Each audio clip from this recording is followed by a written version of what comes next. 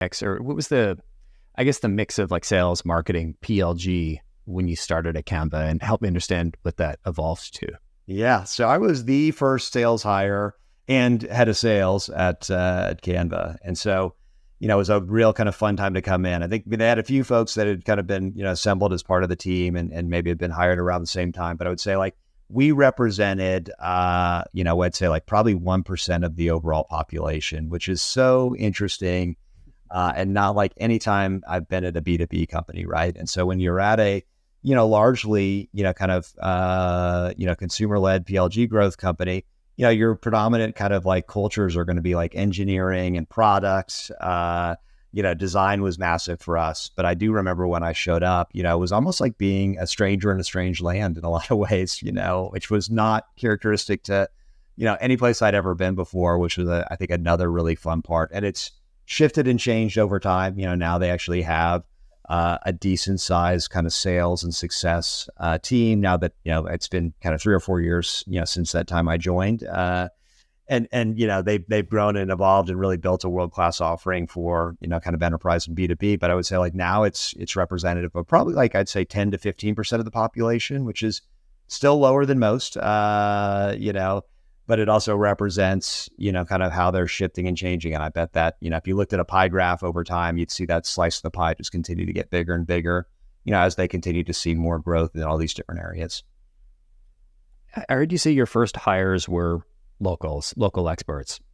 You probably were the local Austin expert in this example.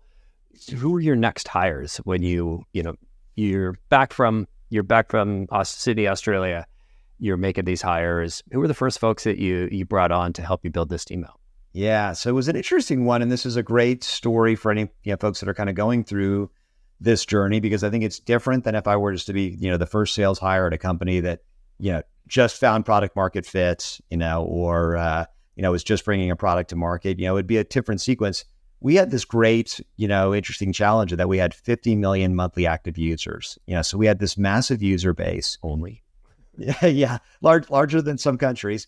And it was really great to be able to like have that as your starting spot. And like I mentioned, there were some teams signing up at big companies, and so the story about enabling, a sales motion on top of this flywheel was like, how do we take those teams of 30, 40, 50 people that are at, big company XYZ that have started to use the product, and how do we start to align them to our enterprise offering? And so we hired actually CSMs to start with, which is kind of interesting. You predominantly would have hired like folks who go acquire customers in the beginning, but we had a different problem. We had customers probably oriented to the wrong product, right? So it's like, let's get a good subset of these customers that have already kind of self-selected and come on board.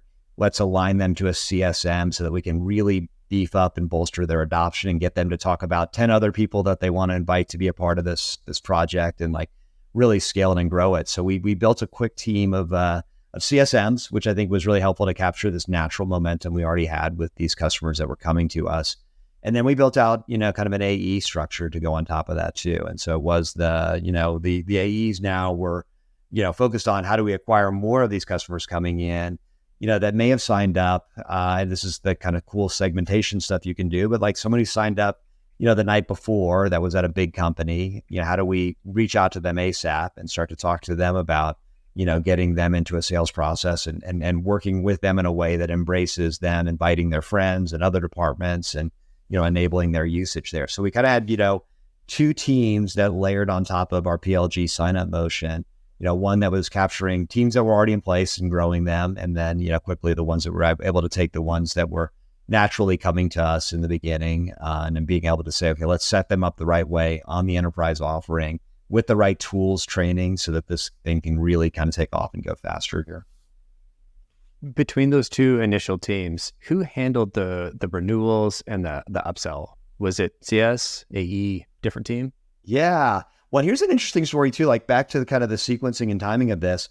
I was hired, I went out, I onboarded, I basically came on board right as the world changed, and so, the interesting thing is I flew back, I got out luckily just in time. I got out of Australia, I got back to Austin, and, immediately, the world shut down with the pandemic here. And so, it changed a lot of things, like back to the commentary about like, how do you get cross-pollination of people from Australia and US? Like that was immediately cut off. So like, one of the tactics that had worked for me in my past life no longer was a tool that I could use, right? I had to like build everything here in North America because Australia had shut their borders off during the pandemic. So there was a hard and fast, no one kind of goes between, situation. I think the initial thought also was that we should send everybody over to Australia for the first kind of 20, 30 hires, do the onboarding there, let them really kind of learn about Canva, and then come back and be this like great starting point for, how we scale and grow this. And so anyways, this was all kind of just taken away right then and there,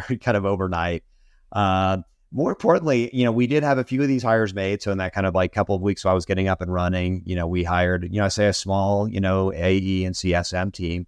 And I remember actually having like one of our first forecast calls, maybe a month into the pandemic, like we're all kind of like locked down, hunkered down in our house, realizing like the world's not going to change. So we just got to keep on keeping on and doing what we're doing. But this forecast call was probably one of the toughest ones I'd ever, probably sat through in a long time, because everybody's like, how can I sell a product when everybody in the world is just like stunned, doesn't know what they're going to do, right? Like, I had a deal in flight with Qantas Airlines, was what one of the AEs said, and Qantas just laid off 20,000 people and they don't have any planes in the air, right? So like, how do I show up with any kind of like, conscience and be able to ask them for, evaluation of our product at this point? And so it was a really neat moment, because I think we actually flipped it on the, we flipped everything kind of on its ear here a little bit. And I went to the founders and said, look, we've got a sales team that you've built. We've got a lot of processes we need to work through. I want to change things up a little bit. And so I was like, it's going to be really tough to sell right now. This is going to be one of those quarters that, it's going to be a challenge. I would love to see about how we actually show up with heart. We invoke kind of our core values as a company, and we pay the AEs and the CSMs on getting folks to trial our platform here. Again, it was a new product that had just come out. And so, I remember going back to that same team, doing a redo of that forecast call. And I was like, look, this is what we're going to roll out. We're going to give you quotas on setting up trials. We're going to give you quotas on getting, a lot of these customers enabled, and inviting more folks to join. We're going to pay you on free usage for a bit here. And so I remember actually probably one of the more curmudgeony, sellers on the team grabbed me afterwards and was like, I probably should rethink my career choices if I can't sell free software. But back to your point, Colin, I think like it was a unique moment in time, and it was the right call for us to make, because it allowed us to onboard, almost like tens of thousands of users for free on the platform. It allowed the sellers to show up and actually be able to have some heart and be able to say, look, Qantas, I know you just underwent a layoff here. We understand you're going through a lot and you're doing more with less. We would love to give you this tool, you're completely free for your usage over the next 6 months. And if it has value, we'll come back and talk to you about a contract, but we're going to open this up to you. And so we did this for about 2-3, quarters, helped us build this massive pipeline that eventually, I kind of seeded that we were going to do a conversion rate metric on here. And when it was all said and done, we converted 80% of it into kind of paid usage. So we got them to use the product. We got them to get value out of it. We kept the sales team in motion. And the cool thing, back to your question, I kind of broke the rules a little bit and said like, hey, let's team people up. So AE, CSM, you're in this together, right? And so, you all kind of think about this. You can do this with small, nimble teams, right? When you're massive, this is really hard to do, but it's like, we're going to give you a combined goal and you're going to go figure it out. And here's how we're going to get these thousands of users on the platform. And like AE, you're going to work on like recruiting them to come on board. CS, you're going to be doing all this training, enabling, onboarding, getting them going. And together you win. And so like the teams felt more united. They were working together on common goals.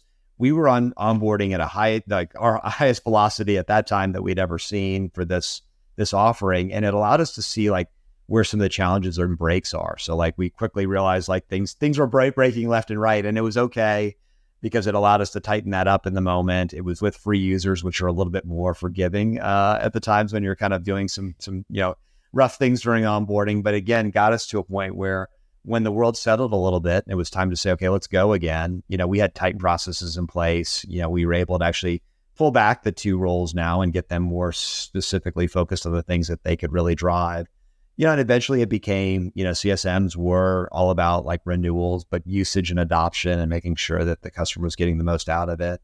Whereas AEs were all about the, acquiring of a new customer, making sure that we get them to sign in a meaningful way, and then taking that adoption that they get with an initial department, like maybe sales, and saying, how do we scale this to marketing? How do we, scale this to finance, employee experience, all the way to get them onto kind of a, you know, a site-wide agreement here.